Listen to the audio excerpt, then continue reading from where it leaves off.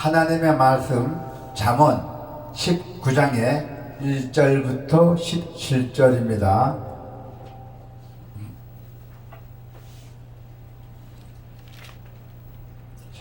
다 같이 천천히 봉독합시다. 가난하여도 성실하게 행하는 자는 입술이 패역하고 미련한 자보다 나으니라.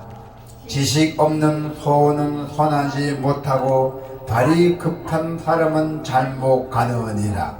사람이 미련함으로 자기 길을 굽게 하고 마음으로 여호와를 원망하느니라. 재물은 많은 친구를 더하게 하나 가난한 즉 친구가 끊어지느니라. 거짓 증언은 벌을 면하여 못할 것이요 거짓말하는 자도 피하지 못하리라. 너 그런 사람에게 은혜를 구하는 자가 많고 선물 주기를 좋아하는 자에게는 사람마다 친구가 되느니라. 가난한 자는 그의 형제들에게도 미움을 받거든 하물며 친구야 그를 멀리하지 아니하겠느냐. 따라가며 말하려 할지라도 그들이 없어졌으리라. 지혜를 얻는 자는 자기 영혼을 사랑하고 명철을 지키는 자는 복을 얻느니라. 거짓 증언은 벌을 면하지 못할 것이요 거짓말을 믿는 자는 망할 것이니라. 미련한 자가 사치하는 것이 적당하지 못하거든 하물며 종이 방법을 다스림이라. 노하기를 더디하시는 것이 사람의 슬기요 허물을 용서하는 것이 자기의 영광이니라. 왕의 노함은 사자의 부르짖음 같고 그의 은택은 풀 위의 이슬 같으니라. 미련한 아들은 그의 아비의 재앙이요 다투는 아내는 이에 떨어지는 물방울이니라. 집과 재물은 조상에게 상속하거니와 슬기로운 아내는 여호와께로 말미암니라. 게으름이 사람으로 깊게 잠들게 하나니 태만한 사람은 줄일 것이라. 계명을 지키는 자는 자기의 영혼을 지키거니와 자기의 행실을 삼가하지 아니한 자는 죽으리라. 가난한 자를 불쌍히 여기는 것은 여호와께 꼬드리는 것이 그의 선행을 그에게 갚아 주시니라. 아멘.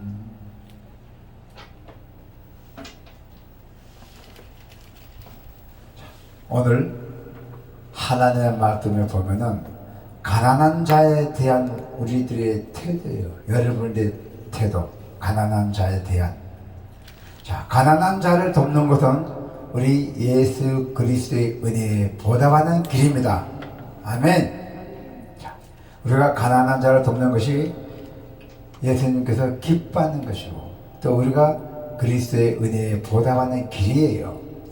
사람은 본능적으로 많은 것을 소유하기를 갈망합니다. 또 그것을 또 온몸 소유하기를 또 자기가 좋아합니다. 때로는 욕망으로 인해서 또 죄를 범하기도 합니다. 재물을 많이 차지하려고 또 이런 죄를 범해서 많이 찾기도 합니다. 그러나 그 욕심을 극복해 가난한 자의 재물을 나눌 것을 성경은 분명하게 교훈합니다. 오늘 본문 말씀을 통해서 가난한 자의 그 고난에 동참하며 그리고 그 나눔을 실천하는 성도가 되기를 바랍니다. 가난한 자를 미워하는 세상이 있죠. 가난한 자를 미워하는 사람들 많이 있잖아요. 사람들은 가난한 자를 가까이 하려 않습니다. 친하게 지내려고 안 해요. 자, 7절에 보니까 가난한 자는 그의 형제들에게 미움을 받거든 하물며 친구야 그를 멀리하지 아니하겠느냐. 따라가며 말하러 할래도 그들이 없어지리라 했어요. 자신에게 유익이 되지 않고 손해만 본다고 생각하기 때문입니다. 부자들은. 그래서 가난한 자를 안 만나려 하죠. 가난한 자는 그의 형제들에게도 미움을 받거든. 미움을 받는 데였어요. 하물며 친구야, 친구까지도 멀리하지 않겠냐는 얘기예요. 이 말씀은 이런 현상이 지금 이 세상에 있다는 것입니다. 여러분 주위에도 있습니다. 사람은 본능적으로 더 많은 것을 소유하고 싶어 하지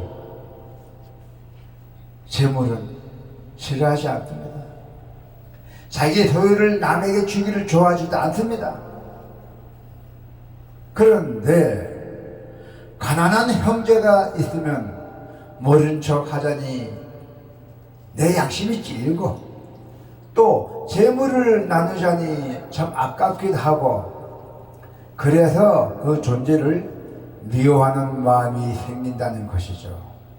자, 4절에 보니까 재물을 많은 친구를 더하게 하나 가난한 즉 친구가 끊어지니라 했어요.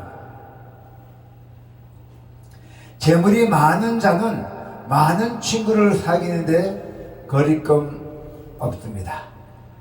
그러나 가난한 자는 스스로 사람을 만나는 것을 주저하고 좀 꺼리죠. 자기 처신이 있기 때문에.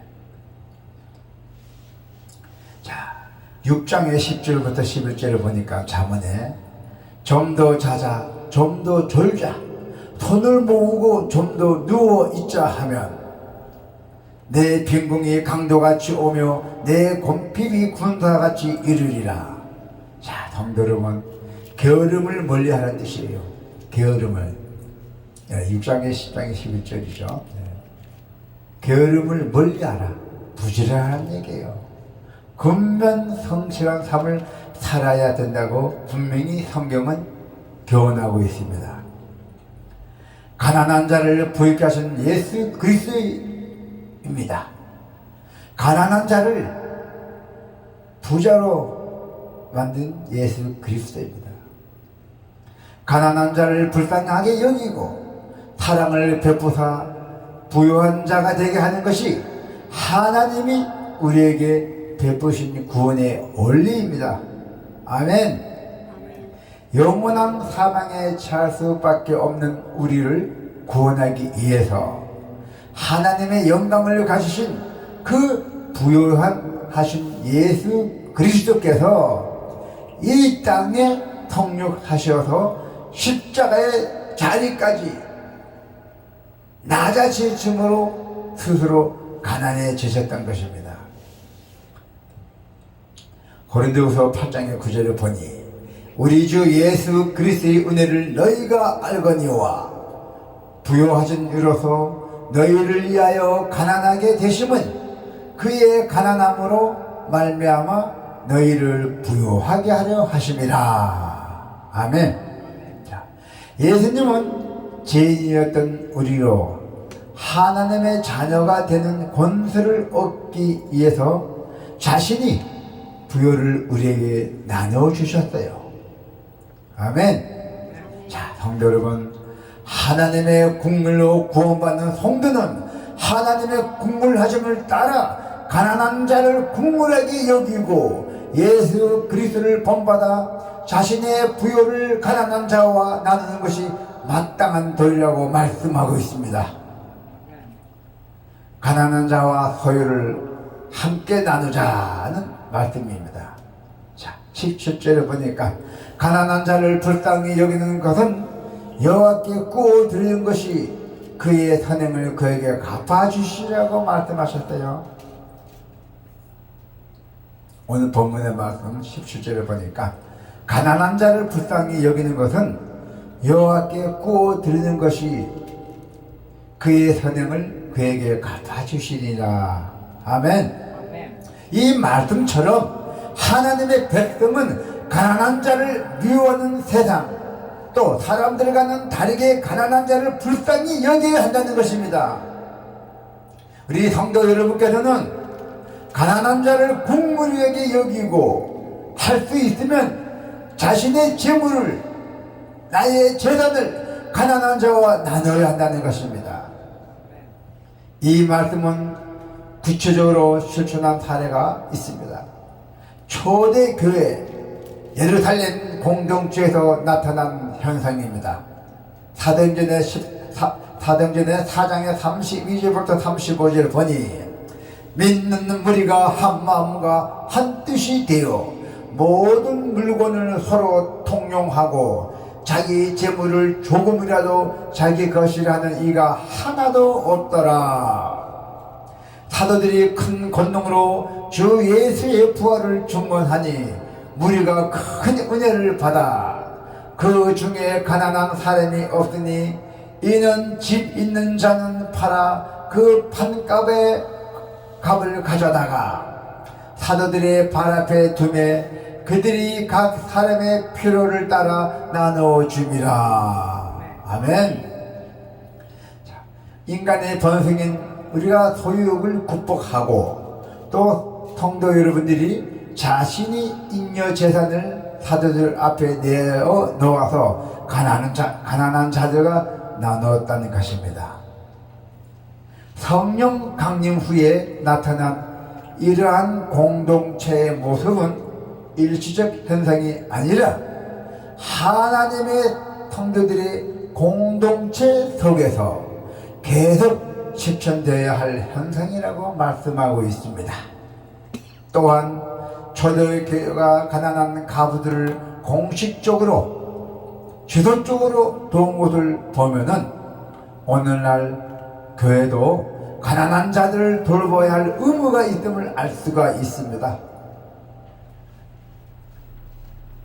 성도 여러분께서는 하나님께 보상을 받기 위해서가 아니라 이미 하나님께 받은 그 구원의 은혜에 감사하는 차원에서 가난한 이웃을 불쌍히 여기어 돌봄으로 하나님의 사랑에 실천하며 그 사랑을 세상에 널리 전파해야 된다는 것입니다. 여러분, 지금 오늘날 대형교회나 어떤 교회들 다 어떻습니까? 물론 잘하는 교회도 있습니다. 그러나 또 못한 교회도 있고 세상에 이목을 끄는 교회도 있고 많이 있습니다. 죽으면 빈손으로 가는데 우리는 빈몸으로 태어났다가 빈손으로 돌아갑니다. 그런데 여러분이 뼈아프게 부지런하게 버는 돈을 하나님 앞에 바친 성도들이 그 뼈아프게 열심히 해서 버는 돈을 교회 책임자는 사람들이 제 멋대로 쓰고 자기 마음대로 쓰고 거짓을 하고 재물을 부풀리고 그러면 안 되잖아요. 그런 사람이 많이 있습니다. 다 지옥행입니다. 죽으면 끝나는 것 같죠? 아닙니다. 지금 우리는 연옥에 이 세상에 살고 있지만은 우리는 언제만 다 갑니다. 한 번은 죽습니다. 죽으면 어디로 가야 돼요? 오늘 하나님의 말씀대로 우리는 천국으로 가야 돼요. 천국에서 다시 인생의 삶을 살아요.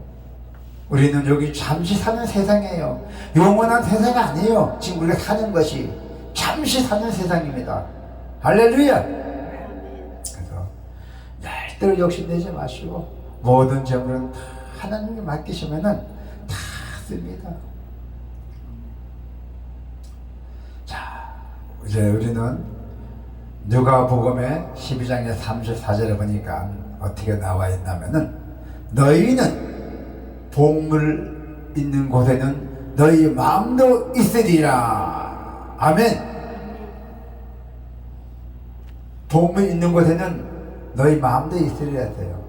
예수님은 복물이 있는 곳에 사람의 마음도 있으리라고 분명히 말씀하셨습니다. 여러분은 재물을 움켜쥐지 않고 흩어 구제함으로써 자신의 마음의 세상에 속하지 않고 천국이 있음을 증명해야 한다는 겁니다. 성도 여러분이 이 말씀이 천국의 보화를 쌓으라는 주님의 말씀에 대한 순종입니다. 할렐루야. 성도 여러분, 오늘 우리가 주님의 말씀을 마음속에 깊이 감직하시기를 축원합니다. 아멘.